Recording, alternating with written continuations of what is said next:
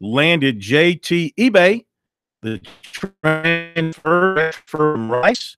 He chose South Carolina over Iowa State and Indiana. He started 17 games in his career at Rice. He was quite a good player, 121 tackles over his last 3 seasons. That's a good number for a safety. Of course, maybe being on Rice's defense, there were a lot of big plays down the field that he had to participate in. Looks like a strong safety. Looks like he can play up to the line of scrimmage. He also earned recognition for his weight room work, and he was named to the Conference USA Academic Honor Roll 3 times. Never played on a winning team there, so he was looking for a place where he could finish off with a good team with a chance to win and a chance to start. And he felt like everything in Columbia lined up for him, the coaches, teammates, atmosphere, the degree. He does want to come in and compete and start if possible. He likes Muschamp and Travaris Robinson, likes the way they run their defense. So that is the 24th scholarship taken in the 2018 class, incoming class, 2018. That would leave one spot left, which we assume they're holding for Kyle Thompson at this point. Bryce Thompson. Mm-hmm. Corn, where are you today? Mm-hmm. Bryce Thompson. 2-horse race for defensive back J.R. Walker, 6'2", 190, Elizabeth City, North Carolina. NC State is the leader. USC is number 2. He's made several visits to USC dating back to last February. His most recent stop was for a spring practice session on March 10th. Said he enjoyed seeing the practice, had meetings with the coaches, got a breakdown on the defense and learned some of the terminology and things of that nature. He said Travaris Robinson told him he could play safety or nickel. They like his size and his length. And at 6'2", 190, he certainly has that. He said Muschamp really loves him as a player and as a person and wants him in the program. So he is very interested in USC. He's also been to NC State, Virginia, and Virginia Tech. He's going to North Carolina March 24th, and then he'll see Duke. He plans to take an official to USC this summer, probably the weekend of June 2nd. He'll take other officials during his season. Some other offers are Michigan State, Wake Forest, Appalachian State, and Maryland. Linebacker Spencer Lytle, 6'3", 215, Bellflower, California. This is a big-time linebacker prospect. Offers from like Clemson, Notre Dame, Arizona State, UCLA, Texas A&M, Virginia, Arizona, Nebraska, Pitt, Indiana, Louisville, Vanderbilt, Cal, and others. And Clemson has definitely caught his eye, and he plans to have the Tigers on his short list when he gets around to that. He says he has a great relationship with Venables. They talk almost daily or text almost daily. And, of course, Clemson's reputation has reached all the way out to the West Coast. And so he is going to be visiting Clemson soon, probably April 6th and 7th. And that visit might be moved up, but that's what he's looking at right now. He has been to TCU and Cal. He also plans to visit Notre Dame, Texas A&M, Wisconsin, Nebraska, Oregon, and Louisville in the coming weeks. He is looking at maybe graduating in December, and then he'll decide, working with his school of choice, if he will enroll early. Late last week, a top quarterback visited USC and Clemson, Tejan Pumachan, out of Avon, Connecticut, 6'4", 205, a dual threat passer and runner, very highly skilled. USC Clemson in hot pursuit. He first stopped at USC and said that the visit went great. Family enjoyed it. What stood out, he said, was the atmosphere of the practice and the school. And then, of course, USC had offered him prior. He went up to Clemson Friday without an offer, and he left Clemson with an offer. He said that definitely meant a lot to him because they don't offer many quarterbacks. And he loves the way, he said, they preach family, and it shows when he walks around the campus. He said they also want guys who use their legs as well at quarterback. Last season, he passed for 2,253 yards, 25 touchdowns, and 1 interception. He rushed for 663 yards and 17 touchdowns. Up next for him is Florida on March 20th. He'll also visit Florida State, Purdue, Illinois, Penn State, TCU, Iowa, Virginia, Ole Miss, some of the others in pursuit of him. No favorites right now. Defensive back Kyle Hamilton of Atlanta has Clemson in his final 6. The others are Georgia, Michigan, Notre Dame, Ohio State, Northwestern, and Duke. Offensive lineman Will Putnam of Tampa was at Clemson today. He was offered by the Tigers last week. Defensive back Devin Bush of New Orleans released a final 6 of Clemson, Tennessee, LSU, Auburn, and Oklahoma.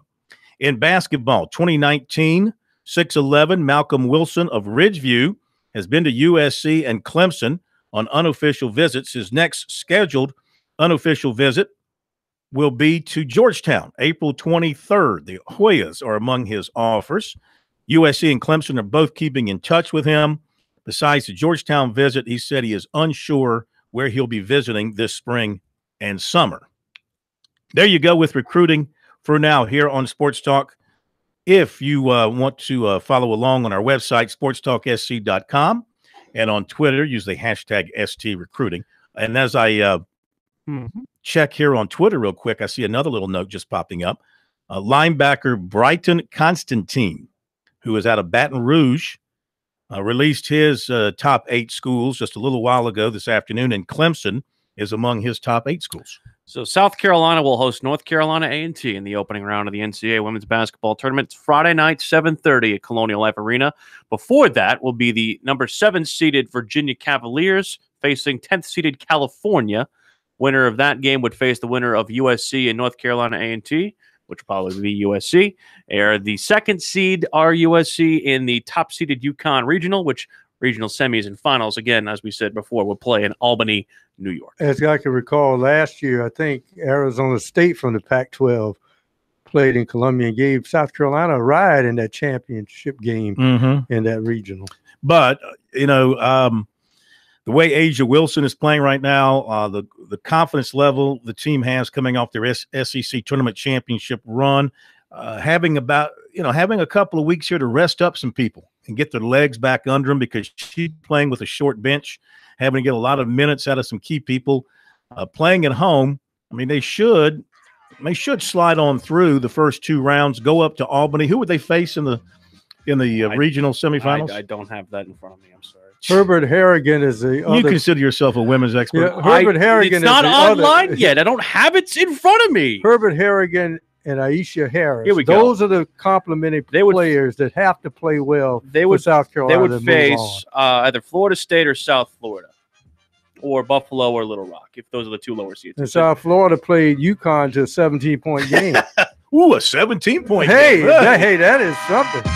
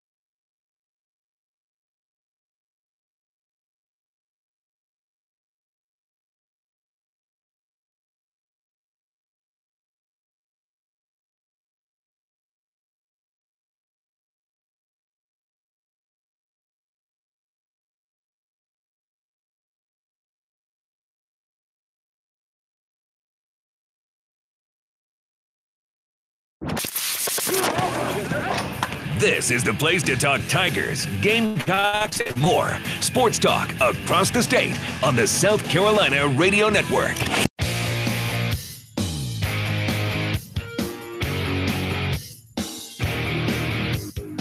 Yeah, pretty interesting that they put Virginia here in Columbia. Again, a good side story. Will get a lot of play.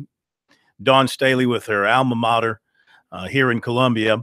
And also, of course, knowing that to get back to the Final Four, they have to somehow beat Connecticut. Virginia 18-13 this year, 10-6 in the ACC, good for 6th in that conference. As we mentioned, Florida State is also in their possible path to facing UConn. That would be the regional semi. Florida State 3rd best in that conference in the ACC, 25-6 overall. All right. Did you know that 2.5 million children and adults suffer traumatic brain injuries every year?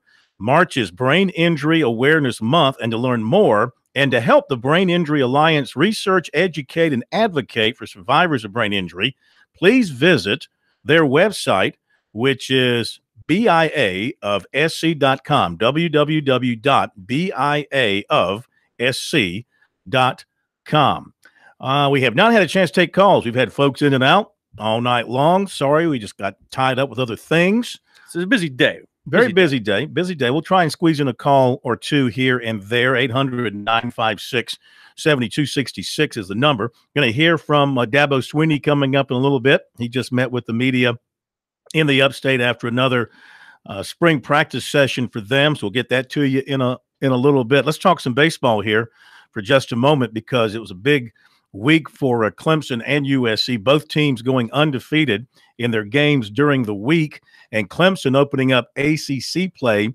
impressively by sweeping Georgia Tech. Tigers moving all the way up to as high as number 2 in the national polls.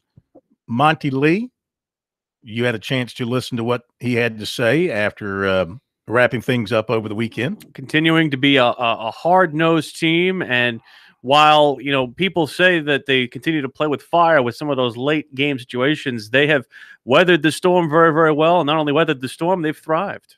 Anytime you play a doubleheader, we have the rain delay as well. Give my team a lot of credit for staying focused over a long day. And we played really good baseball today. You know, to get a sweep in the first weekend, to play as well as we did, I think we outscored them 23-7 over 3 games against a really good offensive ball club. Very proud of my team, and we'll definitely enjoy the day off tomorrow. Just the right time to get Chris back behind the plate. Yeah, we felt like, you know, with having the doubleheader scenario today, you know, played catch with Chris right after game 1 in the outfield, and the ball was coming out of his hand pretty good. We felt like, you know, that this third game with Higgy pitching, being left-handed, makes it a little bit tougher for you to run on a left-hander, and you know, Chris's arm strength is getting him better and better day by day, and it was awesome to be able to get him behind the plate. I think from what I've seen so far, and we're only 16 games into the season, so we've got a long season to go. We can beat you in a number of different ways. I think that, you know, the constant has been our pitching and our defense. It seems like if you watch our team, somebody's going to make a big defensive play or two with runners on base to get us out of jams. The fact that we have the depth in the bullpen that we have, our starters, to progress, we continue to pitch the way we are out of the bullpen. We don't have to stretch guys out. You know, hopefully we'll be able to keep our starters fresh throughout the course of the year, because we can turn to our bullpen. I think our offense is only going to get better, and we have some guys that we can use in different spots in the lineup. You know, just overall, it's a fairly disciplined offense, and we have some power, and we pitch and defend. So we're off to a great start, but we got a long ways to go. So we're just taking it kind of game by game right now, but, you know, very proud of my guys so far. With Cromwell over at first base and Chris Williams catching, you know, it gives us some options. It gives us the option to play Bird at third base. Hawkins can play over there too, and Greeny obviously is a good defensive second baseman. So, you know, we'll just look at it. We'll look at the matchups, you know, for facing the left-hander. you have the option of playing Hawkins and Green, facing a right-hander. You know, you could play Bird and Green or Bird and Hawkins. I mean, we've got options between those three guys. So we feel pretty good about any one of them that we run out there. They're all, veteran players and experienced and bring different things. All right, Monty Lee of Clemson. Tigers, of course, having a tremendous start to their season after sweeping Georgia Tech over the weekend and doing so impressively. Got good pitching, played excellent defense, and, of course, Seth Beer had a homer in all three of those games against Georgia Tech. He's the co-player of the week in the ACC this week. USC, of course, had the disappointing weekend series loss to Clemson last weekend. Bounced back this week, or last week, going 5-0, including a sweep of Princeton over the weekend, doubleheader sweep on Saturday. A lot of offense by the Gamecocks. Mark Kingston talked about getting the 2 wins on Saturday to cap the week, and also some other issues related to his team. Yeah, it's really hard to sweep a doubleheader. That team, I don't think their record is reflective of the quality of team they are. The quality of arms they threw out there, one after another, was very impressive. Everybody they threw seemed like it was 91 to 93. So I thought our guys did a really good job all day of battling. We've made a commitment to try to cut our strikeouts down, and we're seeing that. So just really pleased that we were able to get out of there with 2 wins today. Are you starting to feel much more comfortable with your bullpen now? And is Carmen your closer? Well, I've been comfortable with our bullpen all year. If you look at the stats, our guys have far exceeded maybe what you thought they would be through the fall and maybe through the early spring. I've been impressed with our bullpen all year. At this point, I think it's closer by committee, but I think Carmen showed today that he has the stuff. We told him after last week he was very disappointed with giving up that run against Clemson, but we rallied behind him. We let him know we have your back. And when we get in a similar situation, we're going to give you the ball again. And he was ready for it. And so him coming in there the way he did, first and second, nobody out. He was 93 with an 81-mile-an-hour slider. That was real stuff. And so a closer needs to be able to get the big strikeout when necessary. And so he showed that tonight. Now it's up to him to make sure he builds on that. So he's one of the guys that we're looking at as that can close out games. But I wouldn't say anybody at this point has just said, I'm the closer. With Eddie being a potential starter now, it's going to be closer by committee for a while. Over the last 4 games, you started several different guys in some spots. Is it you're just trying to see some guys and kind of reset before going into conference play, or positions open, or what's kind of the mindset behind starting so many guys? A little of both. I would say we're still trying to get a feel for what's our best lineup. I'm still seeing guys, we don't have 9 guys hitting 350. So with that being the case, there's guys that deserve to get a look. Danny Blair deserves to get a look today. And maybe we have a left-handed heavy lineup. Maybe we have a right-handed heavy lineup based on who we're facing.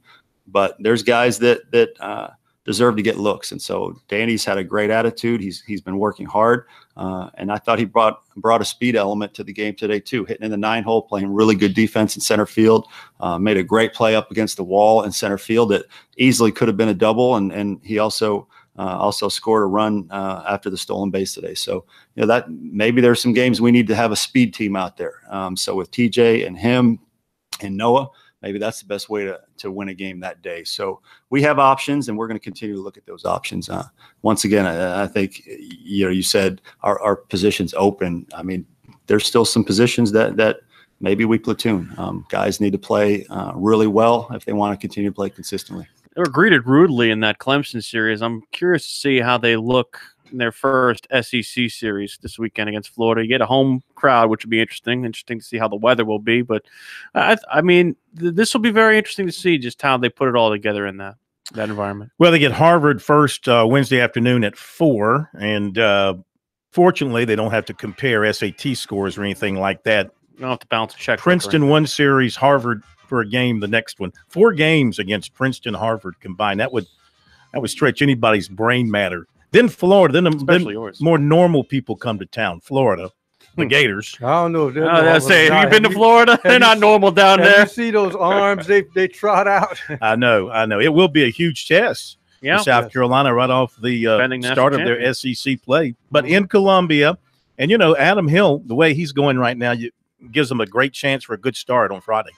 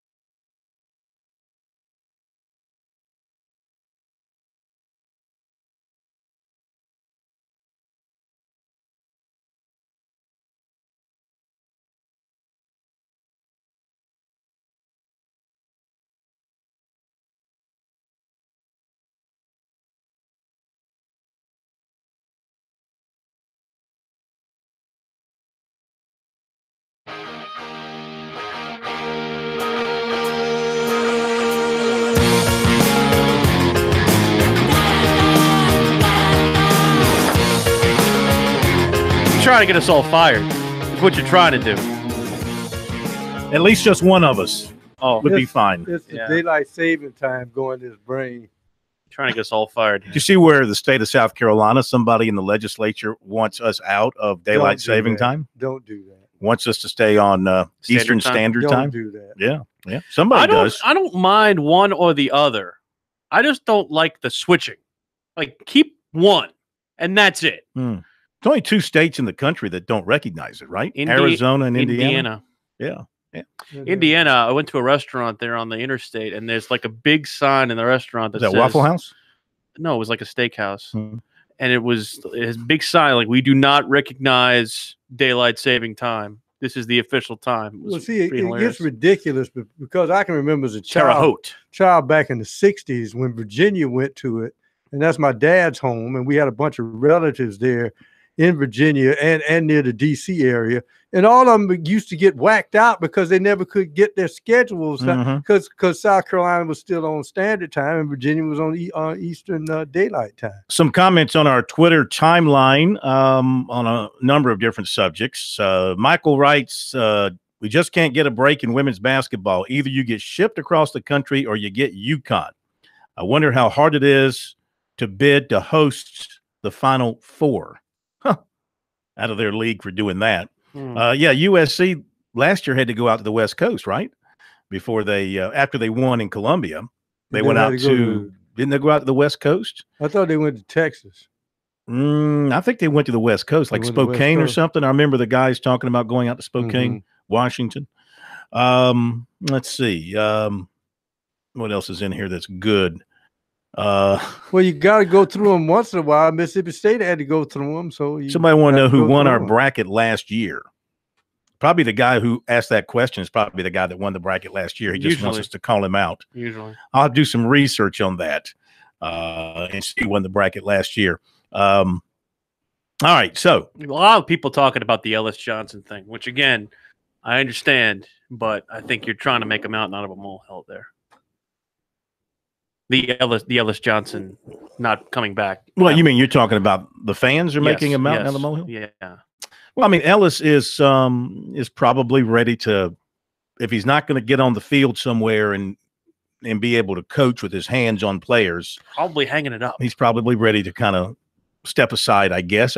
He's in his upper 60s, I think. He ain't a spring chicken, Corn. He's got a lot of land out in the Fairfield County area, and his hair is whiter than yours. I think he's done well financially over the years. You know, Southern Miss paid him a ton of money for his 1 year there, and he's like don't automatically assume that them not retaining Ellis Johnson is a USC decision. That might be. Well, nobody's assuming that. Nobody's assuming that. Well, people are trying to say that. Oh, well, why can't we keep Ellis Johnson? Maybe he doesn't want to. Right. Yes. It's probably his decision because I think that he and Muschamp, as far as I know, are pretty close, and I'm sure he did an excellent job with what Muschamp asked him to do. Look at last year's defense. And there's some good coaches out there. People have to understand that at one point, Ellis Johnson had to get his first chance. So maybe the next guy who moves up in line is the next Ellis Johnson. I think people on our timeline who are commenting about it and the story that we had about Brad Lawing being at practice last week, they like the idea of if Ellis is leaving and Brad's not taking an on-field position somewhere, knowing his history with the program and his knowledge of defense, they like the idea of Brad filling that role if that's something that Brad wants to do. I don't know. Brad may be still waiting to try and find an on-the-field position somewhere, and if something opens up. But it's kind of late in the game for anything like that to happen for the 2018 season. So on-field at least, yeah. Yeah, exactly. So, all right, so Clemson practiced again today. Bless you, Brian. You all right? That was pretty disgusting, but bless you nonetheless.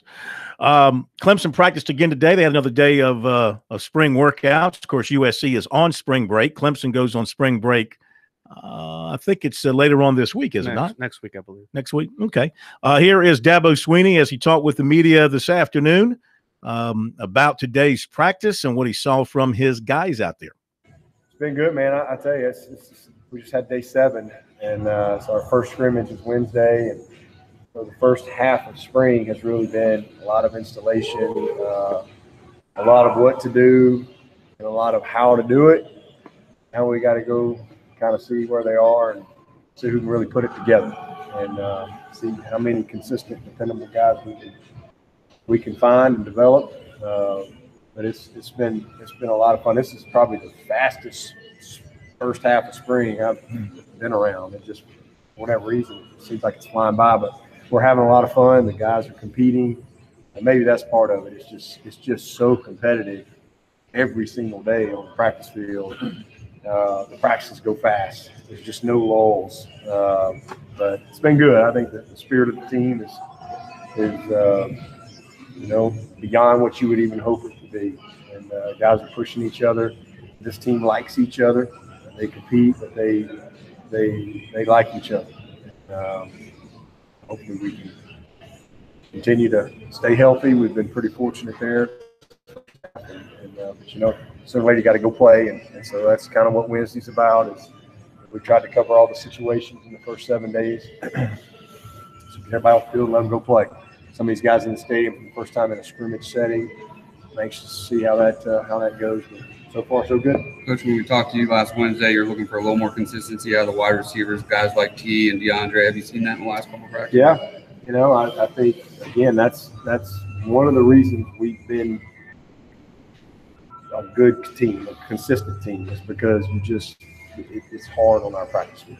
And when you don't quite have your motor running like you should, you have some days like we had that day. But it's been good to see some of these guys respond. I mean, because it's hard. It's hard work out there. Those DBs and those wideouts you're talking about elite athletes that are grinding each other up every single day. But they're getting better. They don't really have a choice.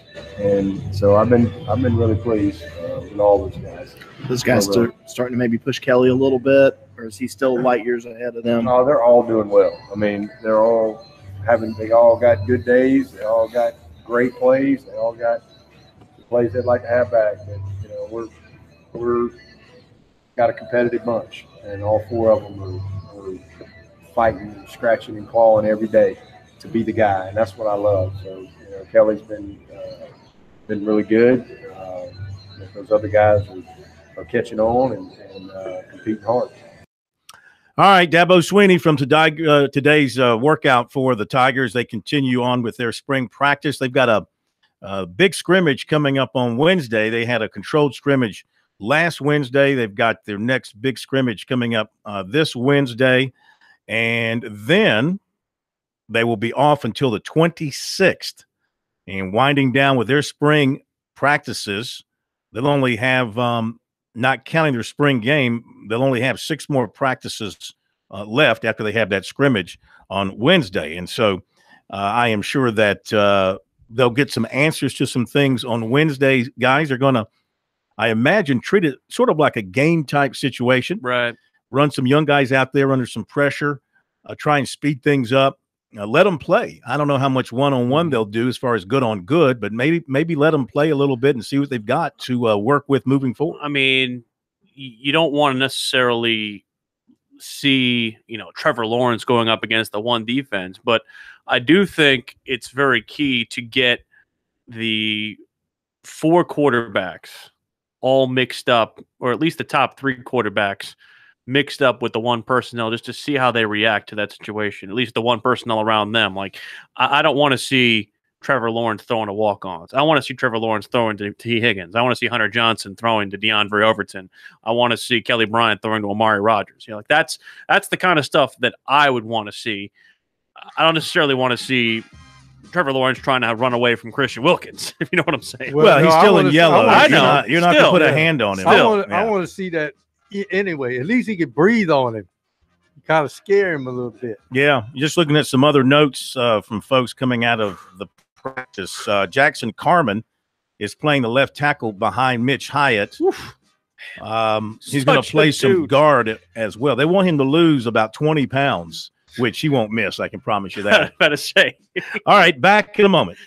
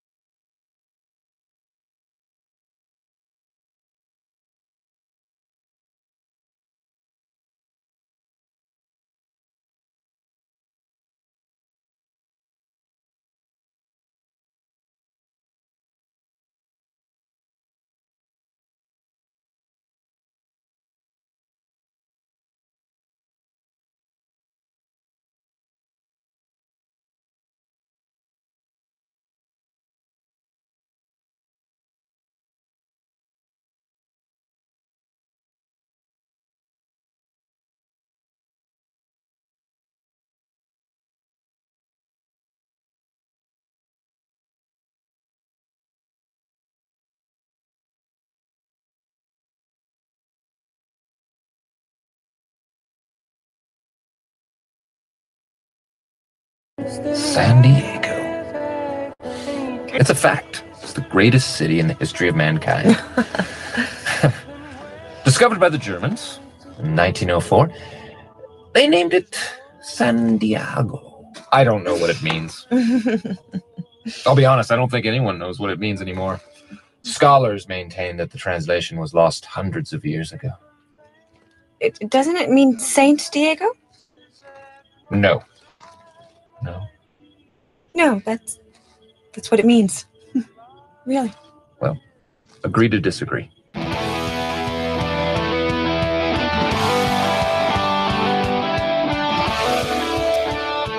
San Diego. Sure. San Diego. I've been there twice. Went there for a Padres game one time. Went to a place. I thought that was where you came from. You came from the San Diego Zoo, did you not? Your natural habitat? Oh, it's wow. Saving that all day, huh? Good stuff. Hey, man. You get that from your sister? Nobody's natural habitat. You stealing some of your sister's stuff? Besides going through her, material? No. I was going to say other things while you're at her place, but no. No. What I was going to say was been there twice. Once for a Padres game, and we had several hours to kill, so we were wandering around San Diego looking for places to go. Went to a place called Dog Beach. You ever heard of Dog Beach? I actually have. Yeah, it's where people take their dogs on the beach. I've heard of it. And you breathe in, you know why it's called Dog Beach. Pretty strong. Not good. But we stepped into the Pacific Ocean. This was in July. I thought you were going to say you stepped into something. Well, you didn't probably want that to. too. But stepped in the Pacific Ocean in July, and it was like cold. It's that cold. The thing about swimming out there is you're not supposed to. You're not supposed to swim in the Pacific Ocean. Mm. The only way you go out there is if you have one of those heavy wetsuits. If you're going to surf out there, nobody goes to the beach to swim in the Pacific Ocean. And then as a child, while visiting family in California, went through San Diego on a way to Tijuana, Mexico. Interesting. Almost got lost. Did you drink got the separated water? for a couple of minutes from the parents, and kind of like thinking I was going to end up speaking Spanish the rest of my life. But I found them. They were happy to retrieve me and get me back across the border. Is that a fact? In one piece. So see, if that wall had been built, you wouldn't have gotten back. I came back from Tijuana with two things. There would have been a hole in that wall. I came back from Tijuana with two things. On both sides. I came back with a bullwhip. Uh-oh. A true Mexican bullwhip. And the little game that you played as a child in Mexico, where you have the little ball connected to the little cup. Oh, the ball in the cup? Yeah. Ball in the cup thing. Yeah. There's a name for it, though. I used to be good at that. I forgot what. Well, I love that toy. That was a great. And my bullwhip was really something special. I kept that for years. In fact, I still have it. Did you ever finish that? I use it on special occasions. I say you never brought it in here. Did you ever bring? Did you ever finish that overproof rum that you got from Cuba? No, it's still seasoning.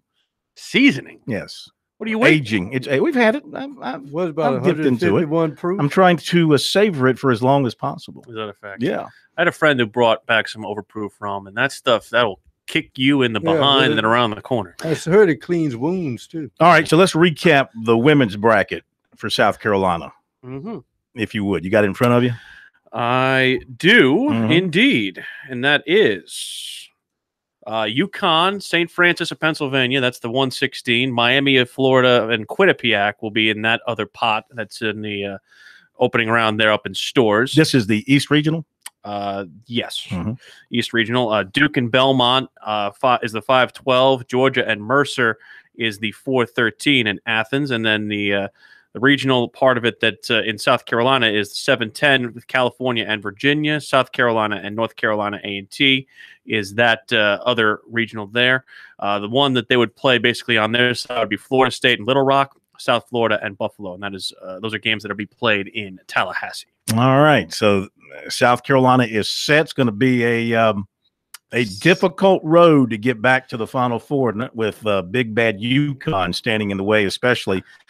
I think playing up in Albany, you can pretty much be guaranteed there'll be, I don't know how big that arena is, maybe 12, 13,000 UConn fans in there against, if South Carolina gets that far, it will definitely be the home court advantage of UConn. I think getting them to the second weekend is almost a guarantee at this point. But I would even say that with their limitations they have depth wise, that game against Florida State is not going to be easy if they see them in the regional semifinal. No, it's not. But let's face it, when you get down to this point, most teams boil down to 8, 9, some even as narrow as 7. Right. So having an intimate group is not all that bad. However, if you can keep them fresh. And with these extra timeouts you have, which seems to happen when you have this postseason play, people get some breaths. I'm just looking at some of their scores. I mean, it's pretty ridiculous how badly they beat people all year. Louisville played them probably the closest game, 69-58, back on February 12th. I think Texas did. When did they play Texas? Back early in the year? Yeah. They beat Stanford 78-53. You talking about USC or UConn? I'm talking about UConn. Okay. Yeah.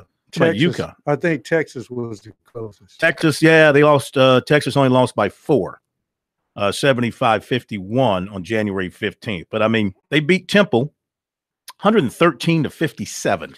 Tulane 98-45. Memphis 93-36. South Carolina also embarrassed Temple as well. Well, I'm talking about. They embarrassed South Carolina and Columbia. I mean, that was 83-58, the final score. I just remember back to that game. It was something where Dawn Staley said Asia Wilson was taking too much and shouldering too much of the load on herself and taking away from the team aspect. I wonder how much of that experience through the SEC tournament of her coming off the bench. I wonder how much of that, and again, I know it was for injury reasons because of the vertigo, but I wonder how much of that was as much a teaching tool to kind of get her to maybe take away some of that, shouldering of the responsibility and delegate it a little bit on to people like Ty Harris, Alexis Jennings, players of that ilk. And Harris is she's going to be a tremendous player next year because she's just really feeding her oats right now. Corner boiled it down to the scores you're looking at. UConn is something like in their conference 101-0. They've never lost a conference it's unbelievable. Game. Again, they moved to the American, you mean? Poor Temple. Temple. The second game they lost to them. The first game was 113-57. When they played them again, it was 106-45. So they were pretty consistent. Well, it's weird. People talk about how UConn is probably the one school that has lost the most, just as an entire athletic program. One school who had lost the most by the dissolving of the old Big East and conference realignment as a whole, and that whole move to the American Athletic Conference. It's done a number on them in football and even in men's basketball to a degree. It's cost Kevin Eiley his job. And while they've had losses in those sports, the one sport where it basically has made it almost non-competitive is UConn women's basketball, because that conference in women's basketball is I a know joke. Winning is what it's all about, but you want competition. Well, and if you look at that why they league, schedule. That's why. Of course, where are you going to put Connecticut anywhere with that team and find competition? Would they find competition game in and game out in the SEC? Well, here's the question. Yes, they would. I don't know. I mean, you got the elite of the SEC, but then it drops off. The SEC is a pretty deep women's basketball conference. Here's the question, though. Maybe the Pac-12. Is that deep down the reason the ACC did not let UConn in? Because they're women's team. Don't let them in. No. Don't, because let's face it, if you want the New York market, isn't it the New York press follows UConn more than any other? Why wouldn't the ACC want that? I'm thinking the ACC looked at that, and the women who are tremendously competitive in basketball, don't let them in. There was a reporter from the New York Daily News who was credentialed in South Carolina for that game earlier this year. Yeah, well, I don't know about that. I think maybe you look at their football situation and you don't see a vibrant football situation at UConn. Their basketball, their men's basketball, I mean, keep in mind, they just won a national championship, 5 years ago? And that coach just got fired. Right, but I mean, they're still a golden name in college basketball. I don't know what happened with Ollie here at the end of the day. Jim Calhoun retired is what happened. And he's living here in South Carolina, by the way. Yes. Having lunch every other Tuesday in Mount Pleasant with some other retired coaches, I think. We have a lunch date in Hilton Head planned for at the end of the season. Yeah. He and I. Okay, that will do it. And we thank you for being with us tonight. We will continue along, heading towards the big game starting tomorrow night and later in the week. Have a great night.